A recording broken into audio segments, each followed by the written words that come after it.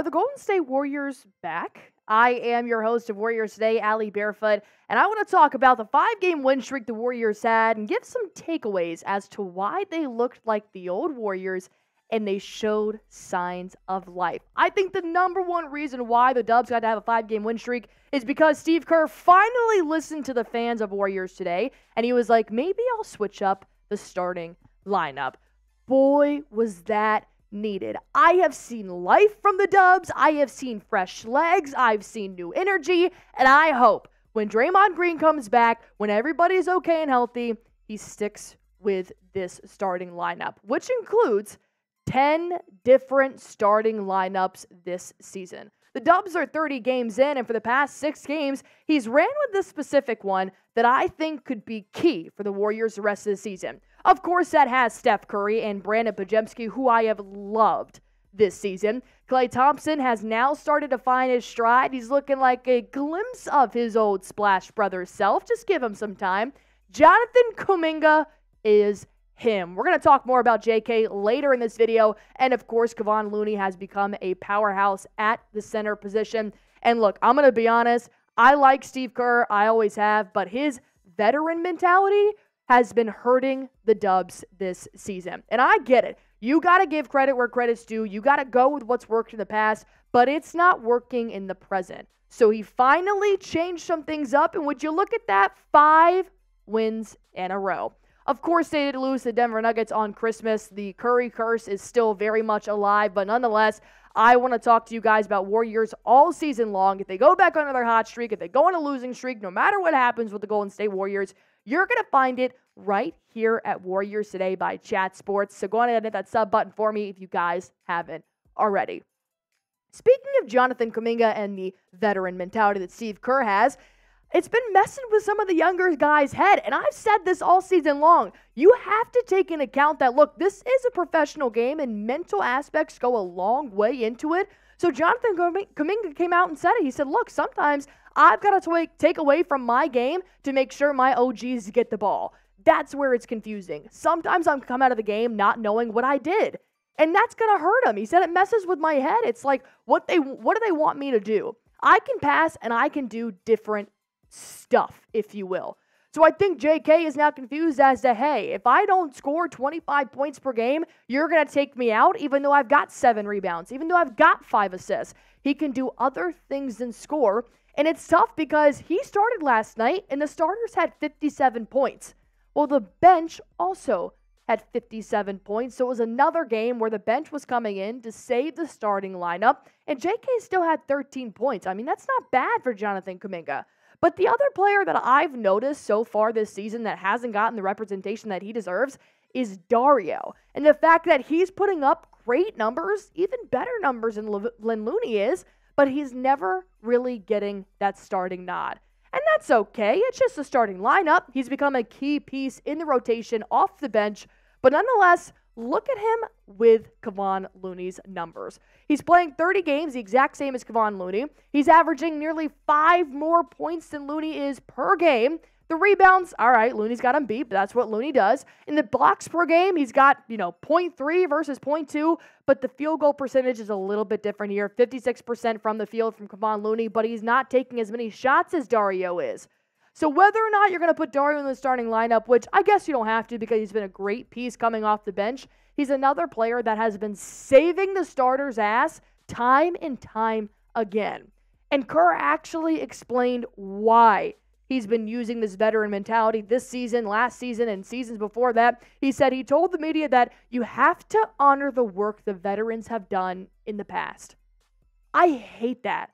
I don't agree with that at all. I think you living in the past is hurting the Warriors. But that's just me. Do you guys think Steve Kerr's mentality here of, since he's won me a championship a couple years ago, means he deserves to play right now, even if this person is not playing well?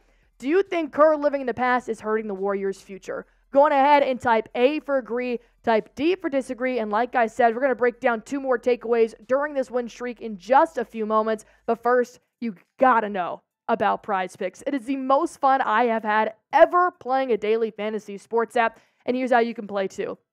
All you have to do is pick between 2 to 6 players and just pick more or less on their projected stats. It is truly that easy, and you can win up to 25 times your money on any entry. I won $75 on Sunday, and that goes a long way during the holiday season. So, of course, I cashed that out, and I kept playing. These are my picks for tonight's game. I have Tyrese Halliburton having 39.5 more points, rebounds, and assists. I mean, he's destined to hit that. And I got Bogdanovic having more than 3.5 free throws made.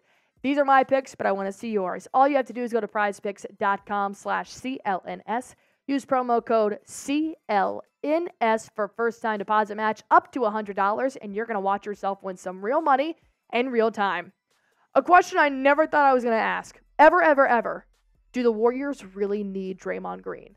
Don't hate me in the comment section because that just feels weird to even say, but truly, he's only played 15 games this season, and he's not playing at his highest level. Definitely not championship contender Draymond that we've seen in the past.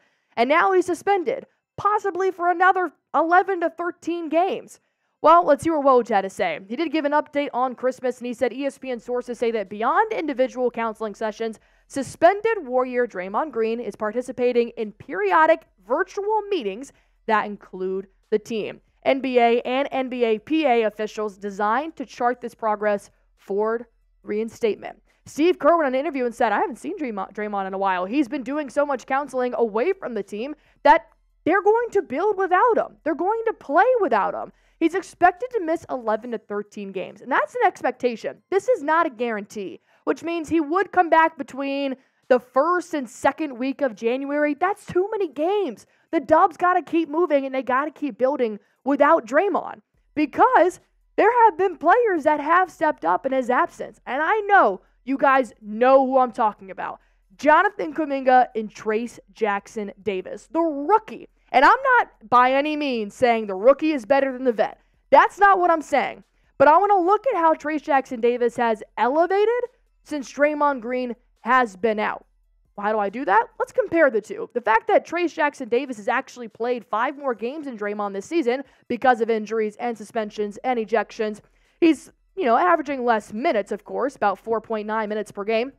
And then his points per game, not about there, but his rebounds are the same as Draymond Green's right now, and his field goal percentage is top tier. This is what I love to see for Trayce Jackson-Davis. 65% from the field. I mean, it doesn't get better than that. So you have to ask yourself, is Draymond Green even worth it at this point? You just paid him in August, but now he's over here punching guys, and he's getting thrown out, and he's missing games, and it makes you wonder, are there better players on the bench that can provide for the Warriors right now? Well, I think that is Trayce Jackson-Davis. But let me know what you guys think. Which player would you want to go with right now? Not talking about championship level Draymond Green. Not talking about the past Warriors seasons. Right now, December 26th. Pick Draymond Green, type DG. Pick Trayce Jackson-Davis, type TJD. And like I said earlier in the video, Jonathan Kuminga is him. This is not new news to Warriors fans. You guys have been on this train right here with me because look at what he's done since he has been starting. The last 6 games he's been in that starting lineup, he's averaging 14 points per game, 5 boards per game, about 2 assists, which isn't terrible, but 60% from the field. Are you freaking kidding me? Jonathan Kuminga. I love those numbers, and I'll take that all season long. I think Kuminga is the key here for the Warriors. Why? Because most defenses are worried about one thing, Steph Curry. Knowing he can shoot from anywhere on the court means that you're going to have maybe 1, maybe 2 players designated on him at all times, which means the paint is open season, especially against teams with lacking rim protectors. JK has proven he can take advantage of that. He's proven in his advanced shooting statistics he does so well with a defender 2 to 4 feet off him. JK is your answer to go down low and pull those defenders out on Curry. JK is what you need. But Andrew Wiggins is still showing glimpses of his all-star self. I'm not saying he's fully back. He was benched. Jonathan Kuminga has been starting in his place because he has not been playing well. And I've read y'all's comments. I know a lot of you want Andrew Wiggins to be gone. But you have to admit, Wiggins does show up when it matters most. Last night versus the reigning NBA champions, he dropped 22. He had 3 rebounds. Look at his percentages. 63 from the field, which means he was taking good shots and making them. 50% from the 3 has been a lot better than most games that we have seen him play so far this season. So I think that it's tough when you've got somebody like an all-star caliber player like Andrew Wiggins, you've got an emerging Jonathan Kuminga, but you don't have enough time or space on your starting lineup and in your rotation.